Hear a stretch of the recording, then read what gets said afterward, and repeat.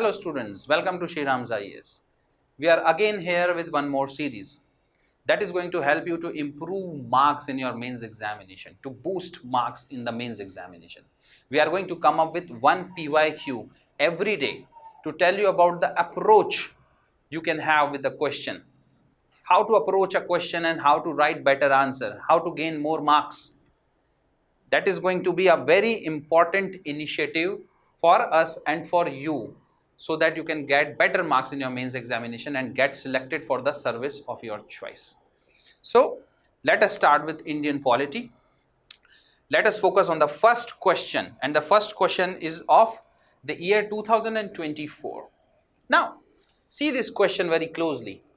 Examine the need for electoral reforms as suggested by various committees. So there have been various committees in India which has suggested for electoral reforms. Now you know electoral process is a very important process. Elections are very important for a democracy, and with changing time there have to be reforms in the electoral process. So various committees have been set up with particular reference to one nation, one election principle. So always keep in mind the word limits. You have to write this answer in 150 words. It's a 10 marker. That simply means you do not have much words. You have to be very cautious while writing the answer. Now, how to approach this question? First, you should understand that there is something called tail word. Okay. Now, what is a tail word? It can be critically examine, it can be examine, evaluate, substantiate, underline, estimate. All these words which you see in the mains examination is the tail word. It is tail word when it is written at the last, but here it is directly being used in the question. The question is asking you to examine the need of the electoral reform. Which electoral reform? One nation, one election. That simply means you have to write about its positives, you have to write about the issues which are there with the asymmetric form of elections, and then the concerns over which one nation, one election principle is opposed. So moving forward, if you can write or structure the body first, that will be better. When you approach a question, you have to articulate or frame in your mind that what you are going to write in the body. Why I am saying body? Because body forms the most important part of the answer. You can write the introduction and conclusion, that is not very tough, but to write the body is the most important thing. You have to articulate it in your mind very clearly, and this clear articulation can come only when you can divide the whole question into headings. Headings will be according to the demand of the question. So what is the demand of the question here? The essence of the question, if you see, is they're asking about electoral reforms. They're asking about a particular electoral reform, which is one nation, one election. And they are asking you to examine it. That simply means the electoral reform, one nation, one election, will be positive for the country or negative for the country. That is the essence of the questionnaire. Okay. So what can be different headings which we can use in this question? So to understand what is one nation, one election, you should first know about this. Your preparation is reflected in your answer writing. So if you are really prepared well, you can write the answer. If you do not know what is one nation, one election, then it is going to be very difficult for you to write the answer. So let's assume that you know what is one nation, one election. That simply means that all the tiers of government are democratically elected in India.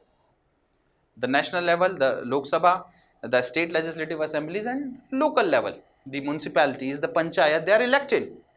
If their elections happen simultaneously, that is called as one nation, one election.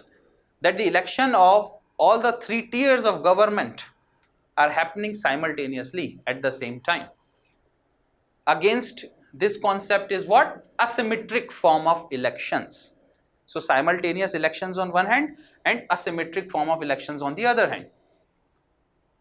There were simultaneous election for the first decade after India got independence, but afterwards, because of the hung assembly or because of no confidence motion or because of the usage of Article 356 in a indiscriminate manner, this simultaneous election turned into asymmetric form of election, which simply means that the national level election and the state level election happens at different times, not at the same time. Okay, now in order to reverse the whole process and bring this asymmetric form of election to a simultaneous form of election, few amendments to the constitution will be needed, few articles needs to be inserted, but they are not asking about this. They are asking very specifically to examine this political or this electoral reform of one nation one election. Now let us dive directly into the demand of the question and tell you what it is all about. So in the body, if you can frame this body in your mind before writing the answer, it will be very good. That is how you have to practice answer writing, that what you are going to write in the body. Of course, before the body comes the introduction, and after this comes the conclusion. But if you know the body very clearly, that's going to help you to write the answers very quickly in the stipulated time. Examine the need of electoral reform as suggested by various committees with particular reference to one nation, one election. So you have to tell about the issues which are there with the asymmetric form of election. So you can write the first heading as need for electoral reform, one nation, one election. Under this, another heading can come. First, you have to tell about the issues with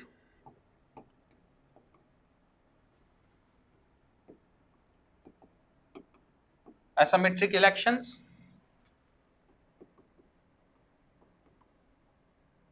and then how one nation, one election principle, if it is implemented, what will be the positives of simultaneous elections.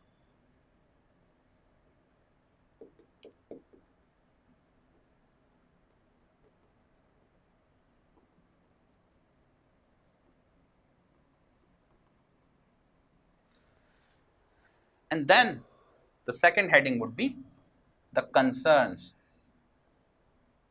The concerns which are raised by the opposition, the concerns which are raised by the other political parties about one nation, one election principle.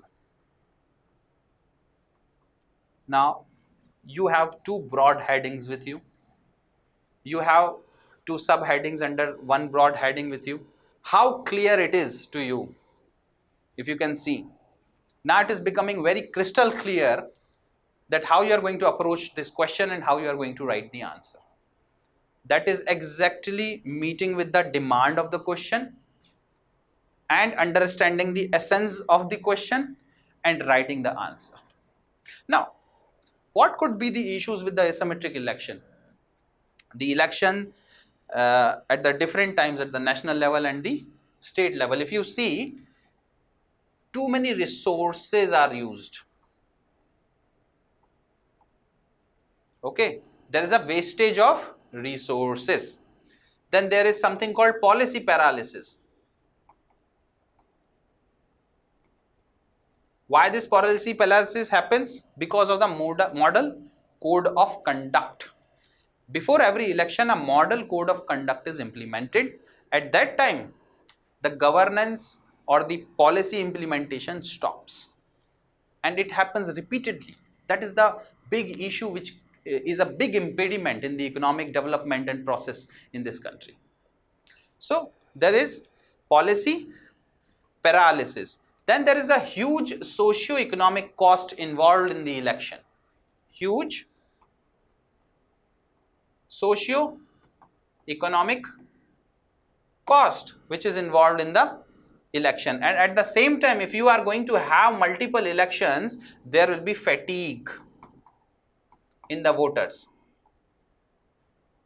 Fatigue in the voters. Now, once you know What are the issues with the asymmetric type of election? You can very well write how simultaneous elections are going to solve these problems.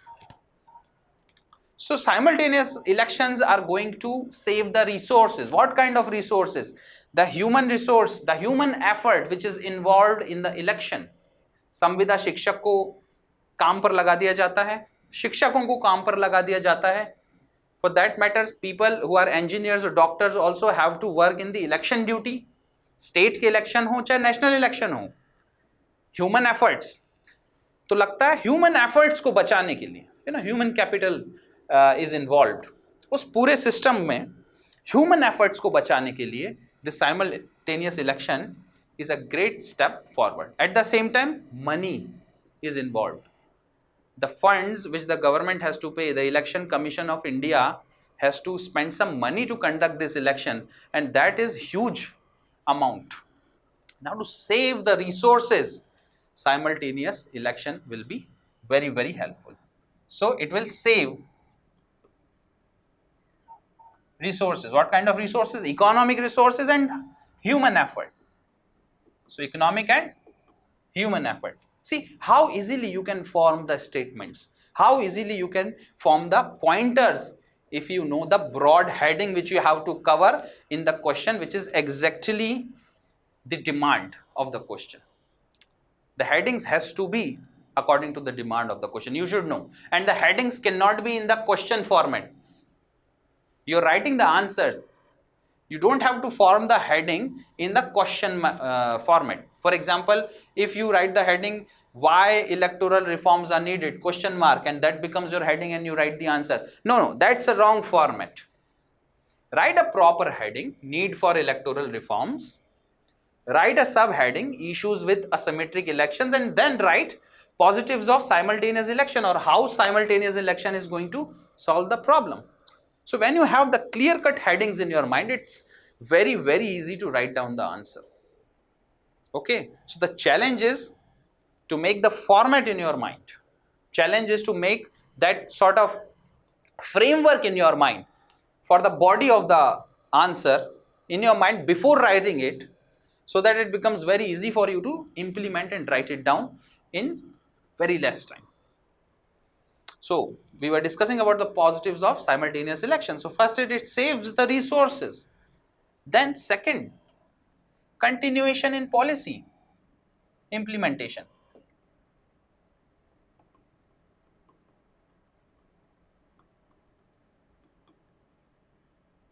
Continuation in policy implementation, that whatever programs and policies of the government which were running will be running continuously. There will be model code of conduct only once in 5 years, not after every now and then because of the next election which is coming. There is one election in the month of December, then there is another election in the month of May next year, then another one in the month of July or September. Then how the government is going to function if there is going to be so many model code of conduct? So many important decisions which are not taken because there is an impending model code of conduct or impending election which is going to approach in no time. So it is going to be very helpful in continuation of policy implementation, which in turn is going to boost the economic resources in the country. So boost economic growth. That is another point which you have to add. Okay. Then if you see the business cycles, what happens? If there are elections, the workers usually migrate to their home state, to their constituencies to cast the vote. This is going to decrease considerably. Workers are going to save money on transport. Workers will be saving their wages. They will not be losing wages because they are going to cast their votes. It will be helpful for the workers and also for the businesses, because the business cycle which is interrupted or disrupted because of elections will be continuing. That is directly going to improve the economic growth in the country. So continuation of business cycle. This is another point. And then the turnout, the number of people coming out to vote will increase, will improve. So it is going to directly impact the democracy positively. So improvement in turnout.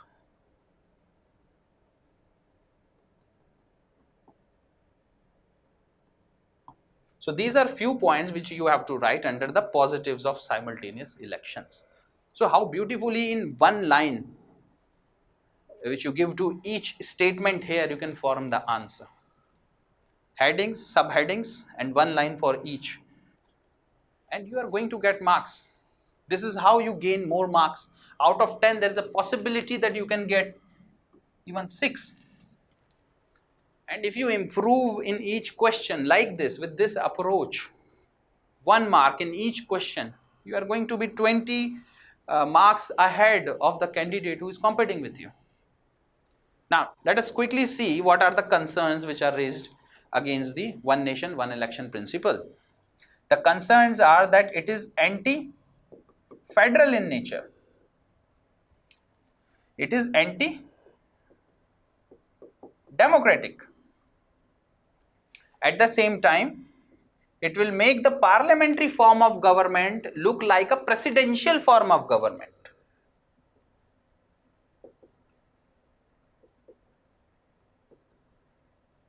These are the concerns, okay, which are raised. Then it is going to be against the basic structure.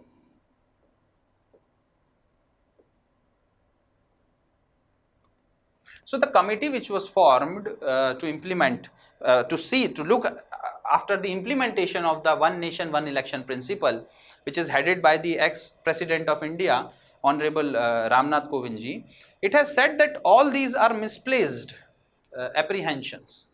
One more misplaced apprehension is that one nation, one election principle is going to take over the regional issues, means the national politics will be taking over the regional politics.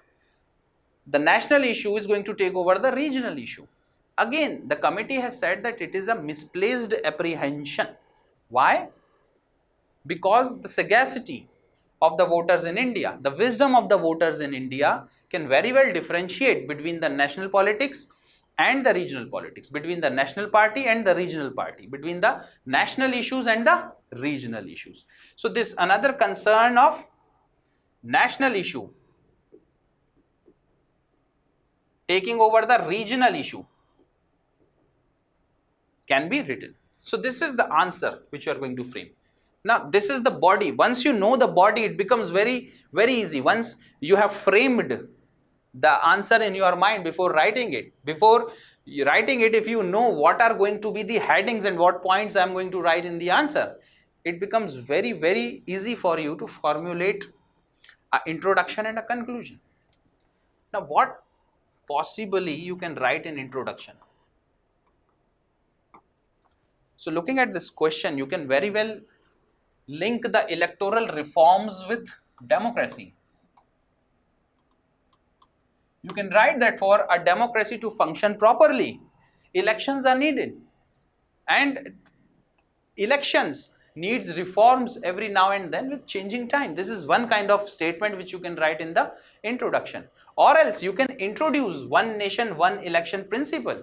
You can define it that it is a simultaneous election which is against the principle of the asymmetric elections, which is going to help the economy to implement the governance properly, to have better policy implementation and better economic growth. So multiple kind of introductions can be formed only when you know how to formulate the body. Similarly, in conclusion,